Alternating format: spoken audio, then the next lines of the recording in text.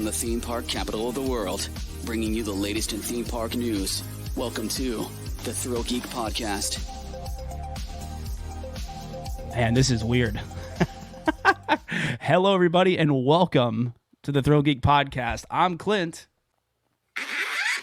Did you say ThrillGeek Podcast? I did. Why, I haven't heard that words Let since me look at my watch. September of 2021. Pepperidge Farm remembers. Episode 182.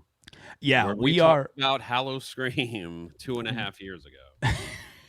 we are starting fresh. I unfortunately the old ThrillGeek Podcast is dead. Yes. So this will not be a continuation. So this is starting. We are starting at episode 1 with new expectations, a little bit more organization this time around.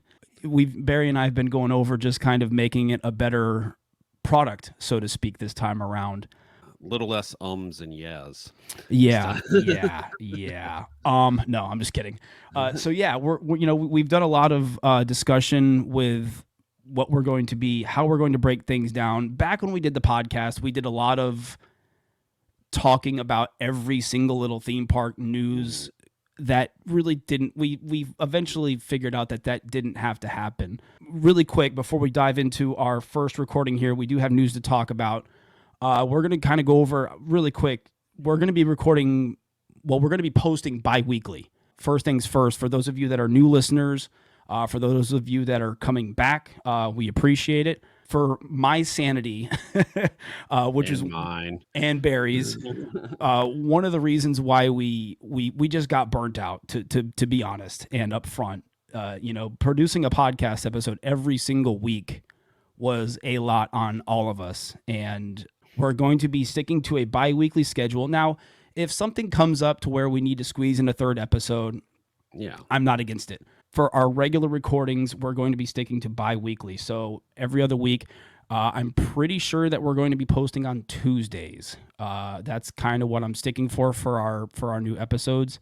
So this one will be posted Tuesday, and then bi-weekly, so forth and so on. Anyways, I can't think of anything else, Barry. Kind of, we've been going over a lot of housekeeping things with the new podcast.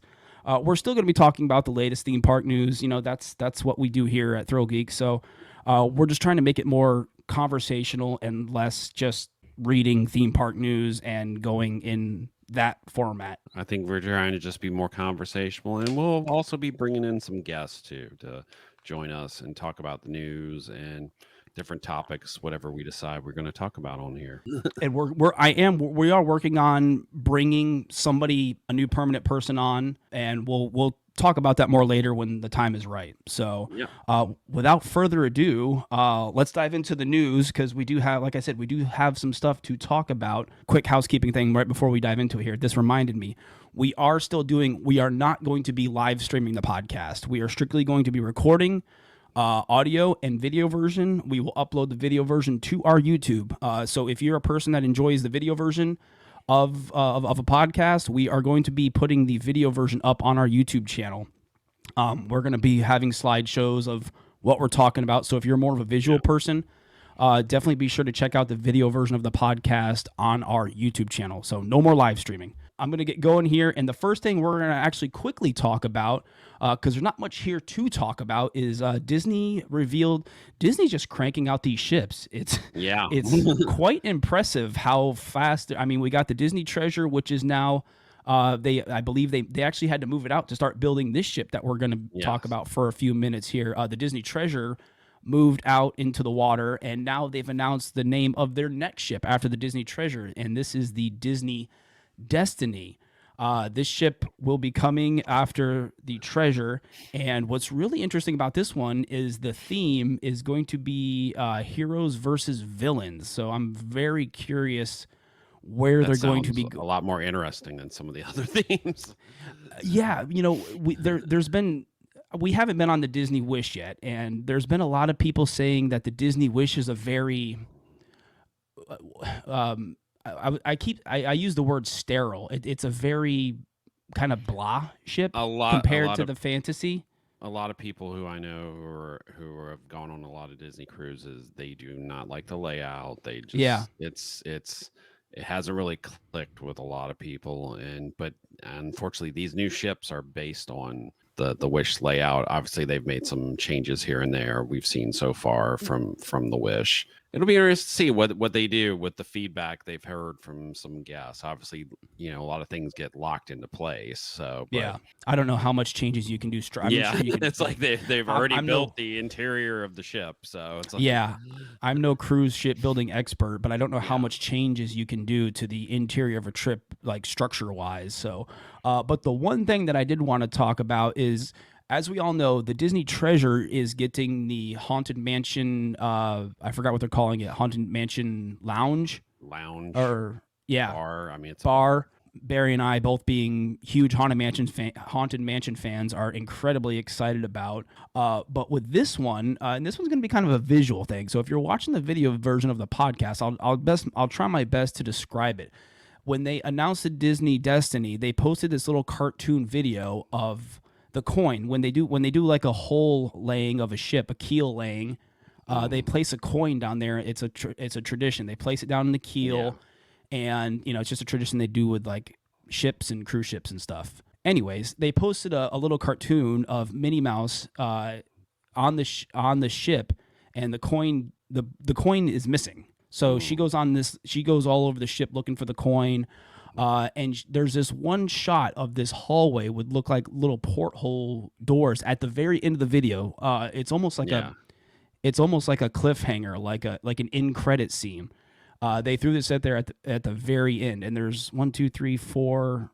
There's like 8 doors, and each of them, well, besides the ones down here at the end, they each have a logo on it of something Disney. Obviously, the first one here, they have Edna Mode. It looks like Pirates of the Caribbean. There's a skull with swords crossed. Spider-Man, Black Panther. And what's really interesting is the one right here. There's another Haunted Mansion wallpaper face thing on this door. So are we going to get another something Disney Haunted Mansion cruise ship? Possibly. I don't know. I mean, I know they did the Star Wars lounge on the Disney Wish, and I can't remember if they're doing it again on the Treasure.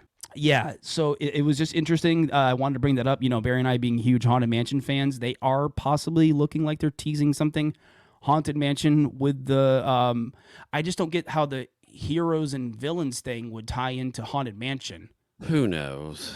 That's what I was trying to figure out, because if the whole ship is a heroes, Hatbox Ghost is a villain. I don't. Whatever. I mean, they're ghosts. Yeah, I was just trying to figure out how the Haunted Mansion thing works into the heroes versus villain things. Anyways, it was just something that I thought I'd bring up and chit chat for a minute about. I guess we'll have to wait and see. Could we see maybe like a Haunted Mansion dining venue? That would be fantastic. Yeah, that would be wild. Go from the bar on the Disney Treasure to a full dining venue on the Disney Destiny. That would sell me in a heartbeat. So yeah. Anyways, let's move on over to Tokyo Disney.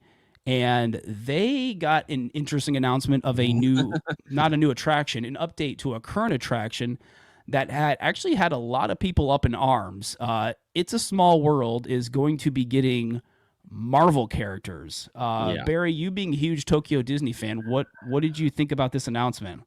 I mean, if Tokyo Disney is finally going to get something Marvel, which I am sure, based on some of the things we've seen online, Disney has been pitching Marvel stuff to them for years now, but MCU is not as big in Japan. It's popular, but it's not. But you know what? If you're going to finally do something Marvel at Tokyo Disney, why not make it kawaii? I imagine there's going to be a lot of merchandise with this because it's it's only for a limited time. And I don't think it's, some people who are up and it's a limited time thing. They're going to do it for a certain amount of time. It's cutesy characters. I'm sure there's going to be all kinds of plushes and everything else that, Tokyo Disney does for every single event over there. And they finally get Marvel in the parks there, at least for a little bit. So Yeah, somebody, I forgot who it was, but somebody brought up a good point of now that Universal Studios Japan has closed their Spider-Man attraction, Yeah. they kind of fell under the same stipulations as we do over here in the States. They couldn't have anything Marvel at Tokyo Disney because of Spider-Man. So now that their Spider-Man attraction is closed, Yeah. Tokyo Disney can get in on some of the Marvel stuff. Whereas over here, it's the whole east of the Mississippi thing. That's why we don't have anything Marvel here because of the whole Universal contract thing with Marvel and that whole thing. So, but yeah, It's a Small World with Groot, and basically the premise of the update is going to be Groot's going to be going on vacation throughout all these different areas around the world, and you're going to run into all sorts of different Marvel characters, as you can tell from the poster. If you're watching the video version of the podcast, there's going to be Hulk, Thor, Captain America, all the Guardians of the Galaxy characters. I see Doctor Strange in there, Captain Marvel, Ant-Man, everybody, Black Panther. I mean, I guess a lot of like, Disney diehards are up in arms because you're basically putting characters that have killed people into It's a Small World. But you know what? They're little kawaii chibi versions of these characters. It's a limited time event. I'm sure it's gonna look cool. And you know what? We would kill once again over here at Disney World for any sort of like limited time event, or heck, even for our Small World to finally get updated. Yeah. With the characters, like every other Small World in the entire world has been done. Don't knock it until until you're in that position. So it's like, I think it was more or less a shock value. Like, yeah. I don't think anybody anticipated Marvel and It's a Small World coming together. Oh, hit my microphone. I think a lot of people remember things are different at Tokyo Disney. Yeah, very different demographic over there with people that have different interests, and I don't see them ever slapping in Avengers Campus over there. I mean, they're getting Fantasy Springs, which absolutely blows Avengers Campus away. Yeah, no, they're never getting Avengers Campus. Yeah, I don't see Tokyo Disney ever getting any sort of like Avengers Land. Would they ever get an Avengers ride? Maybe standalone somewhere, but I don't see them ever getting like a full-on, Avengers themed Avengers Campus land. I mean, their latest parade that they created for the 40th anniversary was the first time I think any Pixar characters had been in a daily parade there. So it's like they are very traditional there, and they're also getting it. I can't remember when they're getting it, but they're also getting a new nighttime show, and I believe, if I remember correctly, that's going to have Marvel in it. So, I can't remember if Marvel was in part of their nighttime show that the castle show they have right now. I don't remember off the top of my head, but yeah, it's you're going to see a little bit more Marvel there than you've had before. Speaking of Disney World and our additions, they announced several. They did a day where they announced pretty much one thing for each park except for Magic Kingdom, which is getting exciting things for this summer. Yeah. Disney World always does this summer build-up thing where they have these limited time things throughout the summer. And the first one was a new Celebration Encanto show at EPCOT, which will make its debut on June 10th and will run through the summer. And this will also be the opening of the Communicore Plaza stage. So that's finally getting wrapped up. Yeah, I mean, it's a nice little, I think it's going to be Bruno and Mirabelle, and it's going to be a sing-along show. Look, it's a nice quick way to finally get something, besides the meet and greets, some more Encanto in the parks, because obviously Encanto is very, very, very, very popular. And you know what? And it's a nice. I'm all for any new shows. It's like, we had a new little show debut at EPCOT in the last 2 weeks, and some people were like complaining about it. It's like, be happy. Disney World is putting in new entertainment. It's like, don't complain. Oh, you're talking about the I can't think of the name of the show, but it has the lady from Nightmare Fuel. But yeah, it's a little Cirque show. Yeah. And you know what? Be happy. Disney World is creating new shows and new entertainment. We've been complaining about this since the pandemic. I'm happy, you know, when we're obviously happy Communicore Hall is going to be open too. So Yeah, and it looks like this stage will be. Let me go back to the picture here. This stage will be covered, so it'll be, it'll be a nice little break from yeah, the Florida heat during the summer. yeah, we've been waiting to see like you know how much of that area is going to be covered and whether there might also be some seating off to the side and stuff like that and but it's going to be a lot nicer setup than the World Showcase Plaza stage, which is Yeah. basically like you're on the surface of the sun there during the summertime, and a lot of times of the year. So it's going to be it's just going to be a nicer setup for the festival type stuff. And then moving over to Disney Springs, this is going to be pretty cool. I'm all for new drone shows. Disney Springs will be getting a Yeah. new nighttime drone show called Disney Dreams That Soar. And it'll basically be, the description was kind of vague. It said, a showcase of Disney stories celebrating the joy of flight with state-of-the-art drones, choreographed to create designs in the sky and paired with a soaring musical score. So yeah, no, I mean, we got what was the drone show we got at Disney Springs several years back? Was that the Christmas one? It was a Christmas one. So we And got for, that and one. for the time, it was interesting. Everything we've heard so far, like rumors about this one, this is going to be an impressive show. Yeah. They want to wow people with this show. And and this is also, I think, a test too, to see how guests in the React to US drones react to a drone show at Disney. Fingers crossed, right? We're gonna hopefully see them bring Disney Springs hours back to where they were before, instead of this 11:30 type of stuff. That How late was Disney Springs open till before? 1? was it 1 on Fridays and Saturdays, and then I want to say it midnight was 1 o'clock. Sunday through Thursday, I think. Yeah. Yeah. It is ridiculous that they close at 11:30 on a freaking Friday and Saturday night. That's just nuts. Yeah. But hopefully this will bring back, I would assume, a little bit later hours, because it is summertime. They're not going to be able to do this till 9 o'clock at the earliest. Yeah, because of daylight. Probably later. Yeah. And we got to assume they're going to probably do 2 shows a night, probably, because that area around the water there, it's not the largest area. And so, but yeah, I'm expecting this. I'm excited for this. And I've been completely jealous of Disneyland Paris. They've been absolutely killing it with their drone shows over there. The jealousy is real. Some of the stuff they've done with the drones and that what was it, the Main Street pageant show that they did at nighttime. The I can't remember the exact parade and the sky. that drone thing. impressive. Oh my god, it was so unbelievable. And that to me is how you do a drone show, because they still do the fireworks. Mm-hmm. They still do their regular. I think they're doing Dream. I think they brought back Dreams or something right now. You still do the fireworks show.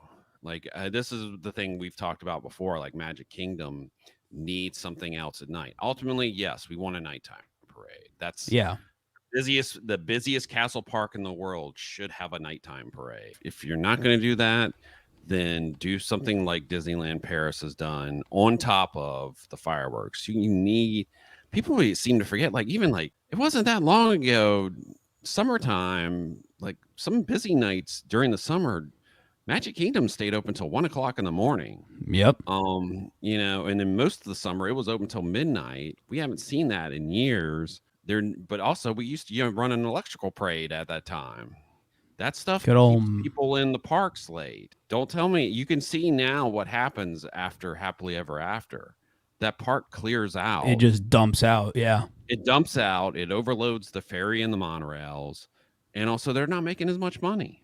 Yeah. And that's why they're not staying open late. And yes, it costs money to run a nighttime parade twice, but people are buying stuff. They're buying all those sparkly things. They're buying additional food because they're staying later. All that makes a difference of having a nighttime parade.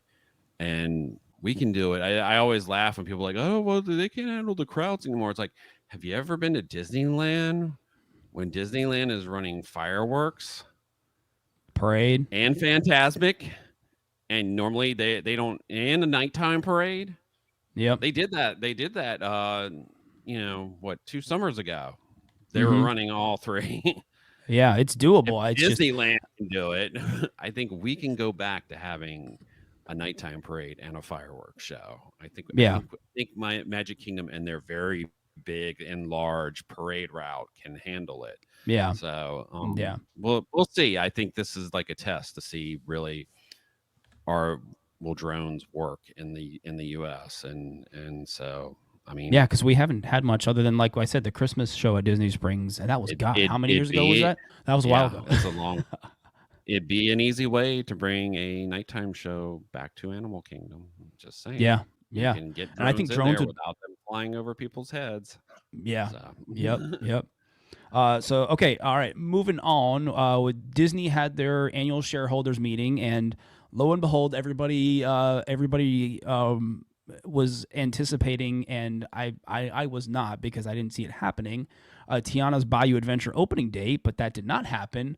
But we did get a few little tidbits of news from the shareholder meeting from Iger.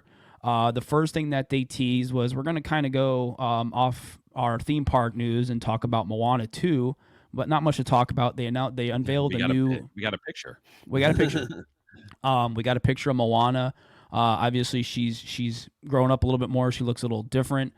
You can see her here if you're watching the video version with her. Is that like a monster in the background? I was trying to figure out what that was, like with the teeth and the eyes back there. Yeah. It looks like some kind of island giant monster thing. I don't know if that's what she's going to be facing in the movie. So, but yeah, not much there. We got Moana 2. The big announcement unveiling was Disney's still talking about this Avatar expansion attraction, whatever it's going to be, coming to Disneyland, and whether it's going. This is now that this Disneyland Forward thing is going in front of the Anaheim, what is it, City Council, for approval. Disney's slowly starting to kind of tease people with what, and everybody was trying to figure out where this Avatar expansion would go. Would it go in California Adventure?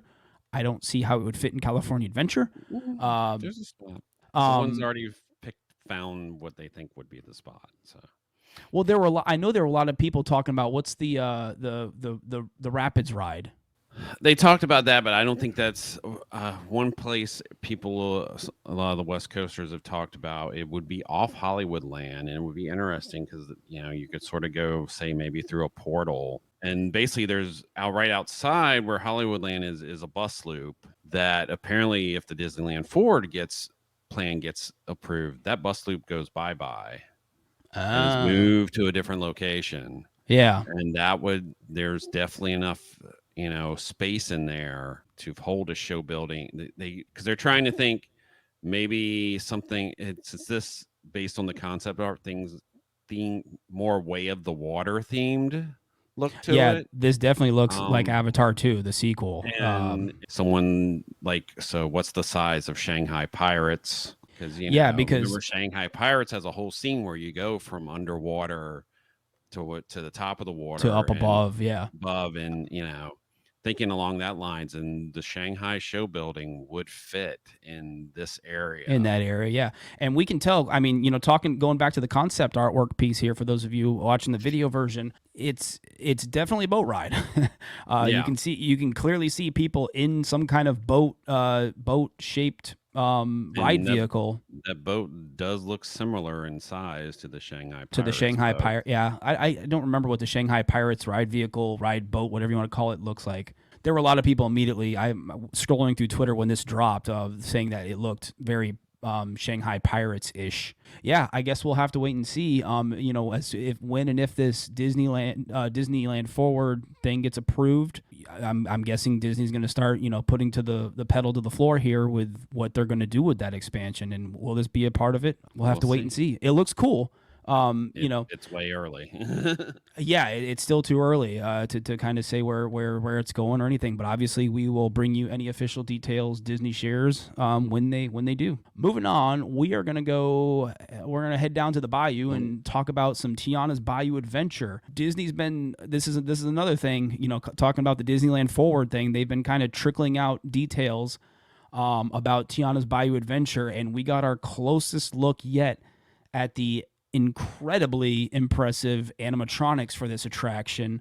Disney unveiled that. They unveiled the ride poster, which we'll show you guys a little bit later in the video here. We got Tiana. I'm just going to kind of scroll through the pictures here.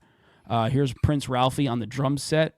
We got Mama Odie. She looks fantastic. I cannot believe how her movement is just. I mean, all the movements on these animatronics are just jaw dropping because they are the A1000s, the latest. And Louis alone, there's Imagineering debuted a new series on YouTube. If you don't mind spoilers, watch it. You'll see Louis without his skin on, and I mean, he's one of the biggest figures they've ever created. As far as the newer ones, the biggest animatronic is over in on Sinbad, and the genie on Sinbad. He's gigantic, but he's more of a limited movement. Doesn't move the way Louis does, where it's wild to see the movement and just the skeleton too, the size and everything. And there's going to be multiple Louis in the attraction. So. And then here's a look at Tiana again. She looks incredible when she's moving. Just the movements look so realistic. We're not getting screen faces. I'm so glad those are a thing of the past. I would love for them. That was another thing in that video too with Tiana. I think some people online was like, "What? Were we going to see Tiana as a princess?" In the background of one of the shots in that video, you can see the top of her head and a crown. The guy that caught that on Twitter, I was like, "You got an impressive eye, sir," because that was pretty impressive. I think they're going to save her for the finale. It looks like she's in some sort of kind of finale princess gown kind of attire. I think we I think we saw some pieces from the finale with Ralphie on the drums, and what's her her mom and I always forget the girl, Charlotte. Charlotte. All looked. I mean, everything looked impressive. And everything we've heard. They didn't officially say how many animatronics are in this attraction, but from what I've heard, Splash had 60. People are saying this has over 40, and like over 40 new updated animatronics in this attraction are new. They're all new. They're all the new electric. Same thing that's happening in Country Bears is they're all getting replaced with these new electric servo animatronics. That's what they said with Louis. He's pneumatics. Yeah, he's electric. He's fully electric. He's no more. That's what I thought was really cool is they're doing away with the pneumatic and the hydraulics and all that stuff. We're talking the same as the Shaman in the Avatar attraction. It's all smoothness. There's no noise. I think the only funny thing I feel about this attraction is the fact that is the kids who aren't going to be able to ride because of the height restriction. People seem to forget this still has a drop on it. And I think we've talked about that before. That's going to be the interesting thing is are they going to turn down the wetness a little bit? You know what's funny is I mean you get splashed on the drop, but the one thing that always got me on Splash Mountain was that darn waterfall. Geyser. I hate the geyser too. But when you come down the big drop and you do that U-turn and you go back, there's a waterfall there that splashes on the concrete. And that's the thing too, is you would get stuck there from the boats backing up, and that's where I always got soaked the most, was that little waterfall. Well, I remember they always talk that they can adjust the splash, because Splash Mountain in Tokyo, you don't really get wet on. Yeah. Because Japanese don't like to get wet. Yeah. Yeah. Except for unless they're specifically doing something to even though I said, they have, I think, a parade during the summer where the whole thing is about people getting wet and stuff. So interesting. But no, I mean everything, the critters. Yeah, they've unveiled a plethora of critters. We're not going to go through all of them, but some of them include Rufus the turtle, Apollo the raccoon, Gritty the rabbit, Pawpaw the bobcat. And then there's 2 or 3 black bears, Claude, and then he's one of 3 black bears. Yeah, there's going to be a ton of merchandise for this attraction. Actually, as you guys can see, Louis, one of those Sleepy plushes. Mm-hmm. He's debuted in Target already. I saw somebody drop that. Because a Disney store in Target will have some Tiana's Bayou Adventure merchandise, but who's not going to want to buy those critters? I mean, come on, they're adorable. Yeah, they were pretty adorable. We have the entire list up on ThrillGeek.com of all the critters and all the little. They came out with like little cards of their pictures of what they look like and how you can look for them when the ride opens later this summer. We still don't have an opening date for Tiana's Bayou Adventure here at Magic Kingdom, but it's got to be soon. I mean, there's tons of video of them testing with people in the logs, and it's got to be, things have got to be. Scaffolding slowly starting to come down. No, that's exactly what I was going to say. Some of the construction walls have been pushed back a little bit, which means they're doing a lot of outside work right now. Yeah, so scaffolding's coming down. People have actually been on the attraction, so they are in the final. As far as the attraction, since it's cycling, they're in the test and adjust phase. For the attraction itself, and then they're putting the final touches on the outside of the attraction. We got to be close to some sort of announcement for an opening date. And I think the interesting thing with the poster, I like the poster. I like the design of the poster. I do find it funny that she's standing in front of the drop. But yeah, I was the only one who pointed that out. But there were some Splash Mountain Stan accounts that were like, "There's not enough water on this poster." Which I kind of understood coming from your perspective. She's like standing right in front of in the artwork. She's standing right in front of the drop in the mountain, and that was just kind of a weird design for it. Instead of her, I don't know how they could have redesigned it. But. Yeah, no, I mean, I think this is going to be the interesting thing is on the sign too, the buildings. Some people have speculated. I find it interesting. Like we've talked before about what the heck's going on with Pecos Bill. Is it going to get updated? Are they going to do something? They're obviously not going to do anything in time for the attraction to open. Yeah, but who knows down the road? I wonder if it came down to they want to get this. They want to get Country Bears open.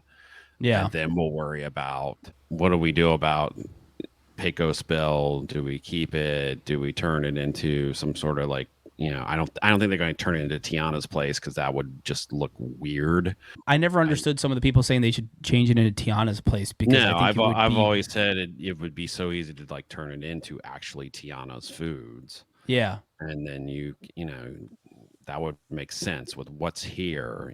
We don't have a New Orleans Square like they've already obviously done over at Disneyland with Tiana's place. But I think you go with the Tiana's Foods theme, and you can easily turn Pecos Bill into that. And we'll be interested to see. Yeah. I'm wondering if it just, they want to get these attractions done, and then we'll worry about the restaurant and stuff like that. Obviously, they're going to be selling. We know where they're going to be selling beignets somewhere. That's a duh because they did the test. That location didn't really handle it really well because there was always a crazy line from everyone I know who went by there. It was always packed. So I'm sure they'll figure out something because they got to sell it. Bare minimum, we got to be having beignets from day one, and that's a must. So. Yep, and hopefully they're the same because Disneyland beignets just hit differently. So. Ones at Port Orleans are pretty good, so I think they were pretty similar to those. I wanted those cookies and cream. Were they Haunted Mansion themed? Not to get off topic. There were some like cookies and cream. I never got by for those beignets that looked my absolutely. Got them and said they were really good. Yeah, they were like cookies and cream beignets, and I was like, oh my god, those look absolutely amazing. So, all right. I think that's it for our Disney news on this episode. We're going to scoot on over to Universal really quick and talk about some closures happening at City Walk. Yeah. Universal announced that Cinnabon and Quiet Flight will be closing here very soon. What will be replacing it, nobody knows. And Cinnabon will probably show up somewhere else, bare minimum, as some sort of stand or something like, or kiosk or something like that.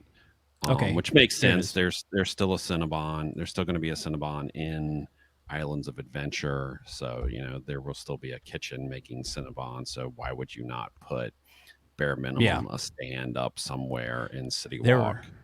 There were a lot of people upset about Cinnabon closing, not so much Quiet Flight. Cinnabon and Quiet Flight at Universal City Walk will close and make way for exciting new experiences. The last day of operation for Quiet Flight is April 14th, and Cinnabon, in its current location, which that was the wording of the announcement from Universal, will be closing on April 28th.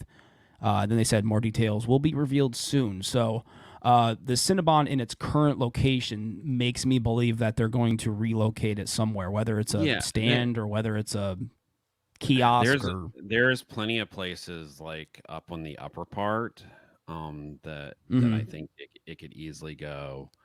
Bare minimum a stand, Quiet Flight, but both locations these were basically haven't changed much since City Walk opened.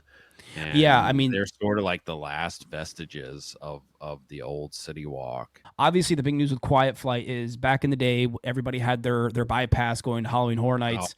You could cut through, and I forgot what store did you come out in. You came out of you cut in through Quiet Flight, and you came out of. Oh crap! I can't even remember is they sold what are those expensive ass button-up shirts with the tropical shirts, but Tommy Bahamas. Tommy Bahamas, yeah. Was it Tommy Bahama? Yeah. It wasn't. That wasn't the name of the store, but that's basically what that part of the store sold. I'll be honest to see if it ends up connecting. I think you said this too, connecting to the back of the Universal Studios store, maybe. If you go back and you look at when they announced the Universal Studios store, there is Nintendo artwork in the windows of the store. Yeah. So that began people speculating that this is going to be a Nintendo expansion for the Universal Studios store, which would make sense because you have Potter, and then you have all the you have Transformers, and you have the Minions already there. What's the next big IP coming to Universal Orlando at Epic Universe? Nintendo. Universal Studios Hollywood did a lot of pre-Nintendo merchandise sales before Super Nintendo World opened there at Universal Studios Hollywood. So it would make sense for them to do something here at Universal Orlando in its current location with the two parks before Epic Universe opens. They are pretty methodical about the stuff, so it's or earlier, but I think why would you not put in a Nintendo store here in this City Walk too? So it just makes sense. We will see. But Quiet Flight again is closing April 14th, and then the last day of operation for Cinnabon will be April 28th. So look for those closures here soon. And as soon as we hear or see any official details, if where Cinnabon is being relocated, obviously we will bring those to you as well, because everybody's got to have their Cinnabon. There were a lot of people upset about the Cinnabon closing. It was pretty interesting. The last time I had Cinnabon, the one time I went to the Orlando Informer event, and I didn't have to pay for it. You didn't have to pay for it. We walked out of there with like handfuls of the Cinnabon, whatever. I don't even remember which one it was. Probably the centers they were giving. Oh, the center of the rolls are so good. The ooey gooey goodness. Out with a bunch of those. They're so good. At the end of the night. Wrapping up here, what would a ThrillGeek podcast our first episode be without some Halloween Horror Nights discussion? It wouldn't be a ThrillGeek podcast. Is what it would not be. So we got our first details about Halloween Horror Nights 2024, 33, whatever you want to call it. There were no house announcements or anything. It was the usual select tickets are on sale, your single day, your express passes, all that stuff. And they did the new merch drop, which can be seen here for those of you watching the video. The new slogan, they're finally doing away with the never go alone thing, which I was pretty happy about. There were a lot of people kind of up in arms about this very bright orange shirt that they debuted. The new catchphrase, I guess this year they're going with, is "Where Horror Lives." And it is a very psychedelic punk Van Warped Tour kind of artwork, emo. So what did you think of it, Barry? Is this something you would rock, or? This shirt, no. There's been two other signs that are up, I guess, in the 5 and dime. Yeah, I was like, if you put that on a shirt, I might be up for that. It actually, and I think the other stuff looks better than this stuff does. If we're going, maybe possibly for like an emo punk overall theme for this event, maybe this year, I'm all for that. That hasn't been. The closest anybody's done to anything like that was what Hello Scream X with the whole My X and I remember that alternative female-led alternative rock band thing. So if we're going for like a sort of punk emo type theme, I'd be all for that. That would be fun. That would be something Yeah. different. So, I mean, overall, as far yeah, we cover Horror Nights, but do I get excited for this first announcement with dates and single day tickets? Not really. I don't. I Yeah, just I mean, I don't have the energy. I never really get excited for this. I mean, yeah, is it kind of the kickoff for, Yeah. for official announcements and stuff? Sure. But there wasn't, I mean, there was the usual price increases and, kind of stuff to go over, which we're not going to really dive into. No. But the one thing that was interesting is the Behind the Screams Unmasking the Horror Tour, the Three House Tour this year. They are starting it in mid-August with select dates from August 11th through the end of the month. And this was kind of the big thing to come out of this announcement, where they're starting this. Obviously, Horror Nights starting August 30th and 31st. And this Three House Tour is starting as early as August 11th. So what did you think about this, Barry? Do you think this is going to be something they're probably going to do with the tent houses, or what do you think about this? Last year the Three House Tour was it the tent houses? It was the 210 houses, and then Last of Us. Okay. Those So the houses parade are all done sooner than the soundstage houses are. Soundstage houses are always the last to be done. I think this is once again, they tried it last year with the food event and it didn't really work. This is once again their way to try to make a little extra money before the event starts. I mean, to me, it would be, as much as I do the Behind the Screams Unmasking the Horror Tour every year, either the 3rd or the 6th house. I would not want to walk through the house with the lights on before I've gone through it with the lights on opening night. So that was a big thing that a lot of people were talking about was, you're going to be going through 3 of the houses before you even get to do them with all the effects, all the lighting, all the scare actors. So is that going to kind of ruin it for you? It was an interesting topic about people saying like, yeah, there will be a bunch of bloggers. Yeah. But do you think Universal would do you think Universal would do something about like not recording? I mean, or do you think that would upset to begin with? You're not allowed to do any video at all. Yeah, you're only allowed to take photos in certain areas, right? You're only allowed to take photos in certain areas. The original houses are usually less restrictive than if people. I think this is like them testing another thing again this year. It's like those houses are done. Why not go ahead and do a 3 house tour for them before the event starts? And they like to make money off this event, so it's and I don't blame them. Halloween Horror Nights is their biggest event. I mean, the food thing didn't work last year. It clearly did not sell well enough, and so I think this is let's try something else. These houses are always done. Let's go ahead and have people tour them if they want to pay for the tour. They can pay for the tour, and sure. And I think that's just like I said, it's another idea to come up with some other way to make some money before the event starts. Yeah, pretty much. Yeah.